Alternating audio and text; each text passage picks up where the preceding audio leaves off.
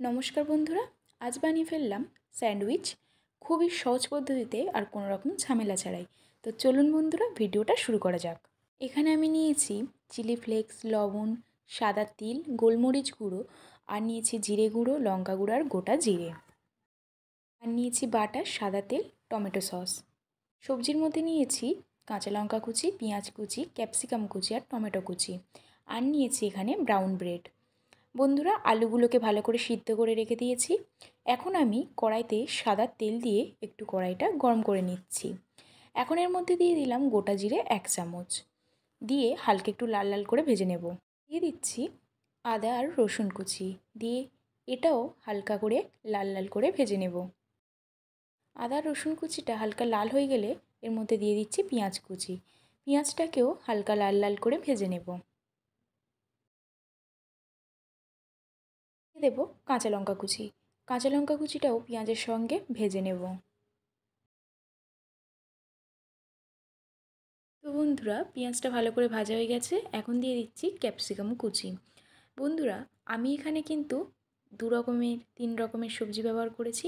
আপনারা চাইলে এখানে গাজর আরও নানা রকম সবজি অ্যাড করতে পারেন। এখন দিয়ে দিলাম টমেটো কুচি, দিয়ে ভালো করে অল্প পরিমাণে 1 চামচের মতো লবণ দিয়ে এটাকে ভালো করে ভাজতে থাকবো।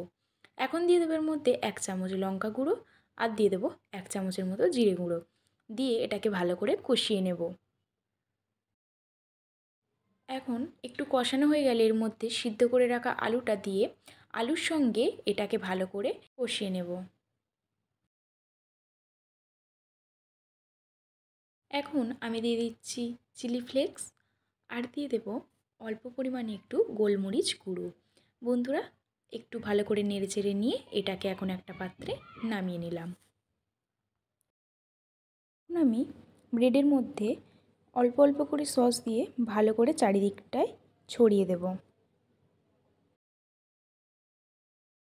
সসটা ভালো করে দেওয়া হয়ে গেলে এর মধ্যে আমি আলু যে স্টাফিংটা বানিয়ে রেখেছিলাম সেটা আমি ভালো করে ছড়িয়ে দিয়ে দেব।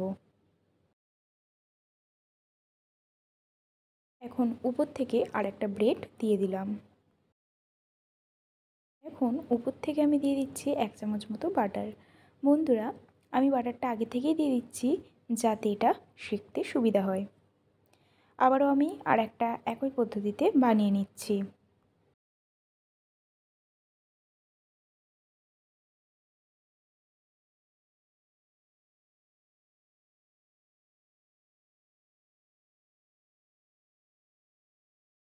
সব স্যান্ডউইচগুলো বানানো তৈরি। এখন আমি এটাকে হালকা করে সেঁকে নেব।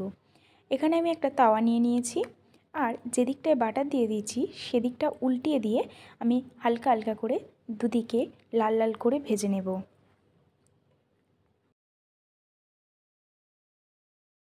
তো বন্ধুরা, একদিকটা ভালো করে শেখা হয়ে গেলে অপর দিকটা উল্টিয়ে দেবো। একটু কিন্তু লাল লাল করে ভাজবেন যাতে বাইরেটা মুচমুচে লাগে খেতে। তো বন্ধুরা, দেখতে দেখতে আমার দুটো স্যান্ডউইচ তৈরি করা একদম হয়ে গেছে। এখন আর একটা বাকি, সেটাও আমি করে নেব।